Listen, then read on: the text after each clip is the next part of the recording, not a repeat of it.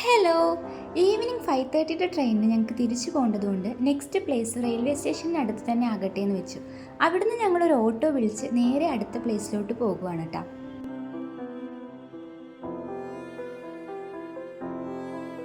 Last but not least എന്നാണല്ലോ.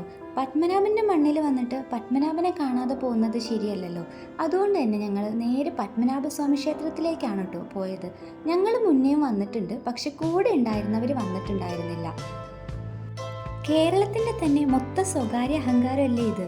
ലോകത്തിലെ തന്നെ ഏറ്റവും സമ്പന്നമായ ക്ഷേത്രം, അത്ഭുതങ്ങളും രഹസ്യങ്ങളും നിറഞ്ഞൊരിടം, കണ്ടാലും കണ്ടാലും മതി വരാത്ത അത്രയ്ക്ക് പ്രത്യേകതകളുള്ളൊരിടം.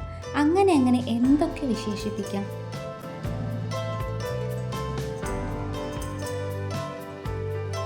ആഴിമലയിൽ നിന്ന് നേരിട്ട് ഞങ്ങൾ ബസ്സിലാണ് റെയിൽവേ സ്റ്റേഷനിലേക്ക് വന്നത്. അതുകൊണ്ട് തന്നെ അകത്തോട്ട് കയറിയില്ല കേട്ടോ.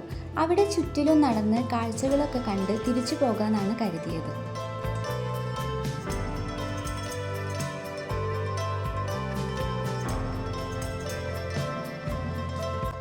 അങ്ങനെ അവിടുന്ന് ഞങ്ങൾ പത്മതീർത്ഥക്കുളത്തിൻ്റെ അടുത്തേക്ക് ചെന്നപ്പോഴാണ് ഈ അച്ഛൻ ഈ പ്രാവുകൾക്ക് ഫുഡ് കൊടുക്കുന്നതായിട്ട് കണ്ടത്. താഴെ കുളത്തിൽ നിറയെ മീനുകളാണ് കേട്ടോ.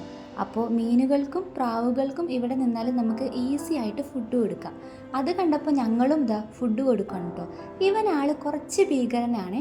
മറ്റൊന്നിനെയും വരാൻ സമ്മതിക്കാതെ അങ്ങോട്ടും ഇങ്ങോട്ടും അവൻ ചാടിക്കളിക്കുമായിരുന്നു. അങ്ങനെ കുറച്ച് നേരം ഞങ്ങളെല്ലാവരും മാറി മാറി ഫുഡ് കൊടുത്തു കേട്ടോ. വീട്ടുവളപ്പിലൊക്കെ പ്രാവുകൾ വന്നാൽ അടുത്ത് ചെന്നാൽ നമ്മുടെ നിഴൽവട്ടം കണ്ടാൽ തന്നെ ഓടുന്ന ടീംസാണ്. ഇപ്പോൾ കണ്ടോ കയ്യിലൊക്കെ വന്ന് തീറ്റ എടുക്കുന്നേ. ഞാൻ നേരത്തെ പറഞ്ഞില്ലേ കുളത്തിൽ നിറയെ മീനുകളാണെന്ന്.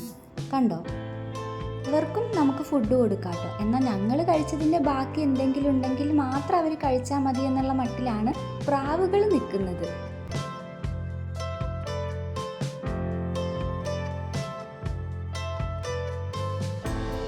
അങ്ങനെ ഞങ്ങൾ അവിടെ കുറച്ച് നേരം അവർക്കൊക്കെ ഫുഡ് കൊടുത്ത് ഒന്നുകൂടെ ക്ഷേത്രത്തിൽ പോയിട്ട് ഇനി നേരെ റെയിൽവേ സ്റ്റേഷനിലോട്ട് പോകുവാണ് കേട്ടോ.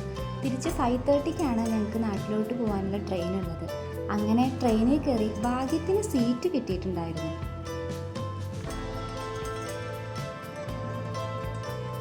എന്നാൽ ട്വിസ്റ്റ് അതല്ല.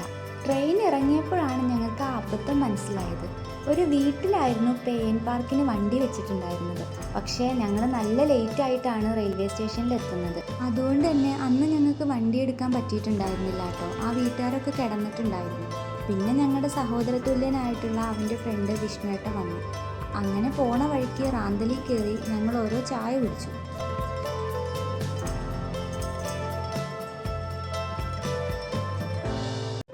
റാന്തൽ എന്നും ഒരു വികാരമാണ്.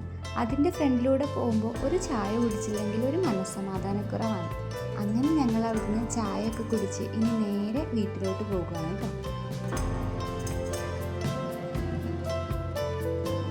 അപ്പോൾ ഇന്നത്തെ വീഡിയോ ഇത്രയേ ഉള്ളൂ. നെക്സ്റ്റ് വീഡിയോയിൽ കാണാം. Till then bye, Tata.